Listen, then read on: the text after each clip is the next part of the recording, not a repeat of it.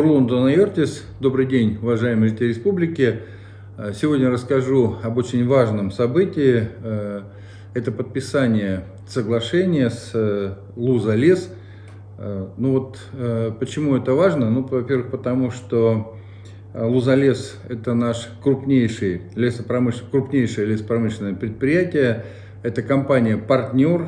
И даже не просто как партнер, а ключевой партнер именно в социальных решениях социальных задач. Согласно подписанному сегодня документу, Лузалес подтвердил намерение в ближайшие 3 года на социально значимые направления направить более 1 миллиарда рублей. Это проекты в сфере здравоохранения, спорта, культуры, ремонта и обслуживания участков дорог, мероприятия на уровне муниципальных образований. И помимо выполнения ряда производственных задач, реализации экологических мероприятий, компания намерена инвестировать в экономику республики более 1 миллиарда рублей ежегодно. Это дополнительный еще миллиард именно на инвестиции. И напомню, что в планах компании Лузалес реализовать инвестпроекты, которые имеют стратегическое значение для республики. Во-первых, это проекты, которые точно принесут большое количество рабочих мест, новых рабочих мест, высокооплачиваемых. А во-вторых, пополнят наши доходы республики.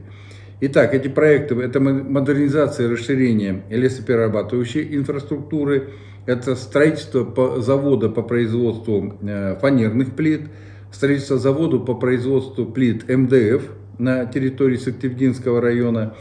И, конечно, со своей стороны, со стороны правительства республики, мы оказываем и будем оказывать компании Лузалес все законодательную и нормативную базу для осуществления своих инвестиционных программ.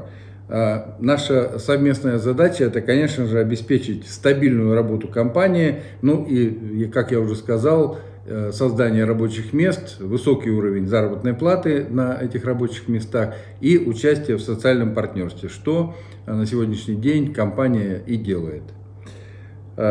Несколько слов еще расскажу о летнем отдыхе детей, потому что летний отдых начался, и я рассказывал о кампании, которая сегодня началась, и дети уже поехали у нас на Черное море. А сейчас расскажу вообще, как будут дети отдыхать не только на Черноморском побережье, но и здесь, в Республике Коми. Итак, в летний период планируется открыть 450 организаций оздоровления с охватом детей, которые будут отдыхать в этих лагерях, более 28 тысяч детей. Почти 2500 ребят отдохнут в стационарных лагерях. Это лагеря «Мечта», «Орленок» и «Гренада». И, кстати, эти лагеря с прошлого года вошли в федеральную программу «Детский кэшбэк», в рамках которой родителям компенсируется часть стоимости путевки при поездке детей в оздоровительный лагерь. С июля на базе детского оздоровительного центра «Чайка» впервые заработает стационарный палаточный лагерь. Запланировано 4 смены по 45 детей в каждой смене. Это очень интересный, увлекательный такой отдых, палатка на воздухе. Это, конечно, всегда интересно. И кроме того, около 23 тысяч подростков отдохнут в лагерях с дневным пребыванием. И еще более 3 тысяч детей проведут время с пользой в лагерях труда и отдыха. На период летних каникул для желающих будут организованы интенсивы по дополнительным общеобразовательным программам Академии юных талантов. Это региональный центр выявления и поддержки одаренных детей в области искусства, спорта и науки. Здесь ребята смогут получить дополнительные знания из самых разных областей. Это и химия, и физика, иностранные языки, а также освоить мастерство кройки и шитья. О том, как записаться на ту или иную смену, можно узнать на официальном сайте Академии юных талантов, а также у руководства школы, где обучается ваш ребенок. Летом юные жители республики смогут не только отдохнуть от учебы и укрепить свое здоровье, но и немного подзаработать. Мы планируем временно трудоустроить почти 10 тысяч подростков. Такой возможность можно воспользоваться во всех муниципалитетах.